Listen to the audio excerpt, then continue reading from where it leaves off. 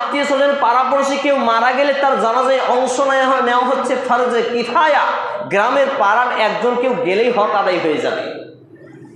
দুর্ভাগ্যজনক হলে সত্য, মসজিদের দেওয়ালে লাগা আমার দেওয়াল লাগা বাড়ি, অথচ মুয়াজ্জিন বলে হাইয়া আলাস সালাহ, সালাতের জন্য এসো, হাইয়া আলাল ফালাহ, সাফল্যের জন্য এসো। আমার কানে শয়তানে পেচ্ছাপ করে দিয়েছে, কানে শুনতে পায় না। আর যেমনই ফোন এসছে, হ্যালো কে? ও তোমার মা মারা গেছে, ঠিক আছে আসছি। দৌড়ে খবর দিয়ে আপনি গাড়ি ভাড়া করে খরচ করে জানাজায় যান।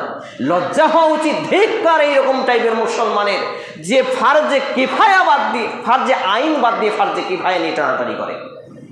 এর এক্সাম্পল ফর, এটা উদাহরণ আমি এই হিসাবে এইভাবে দিই যে পরনে লজ্জায় স্থান ঢাকা নেই, মাথায় পাগড়ি টুপি পড়ার মতো, নিচে দিক ন্যাংটা আর মাথায় টুপি পড়ার মতো। ফরজ নেই, সুন্নাত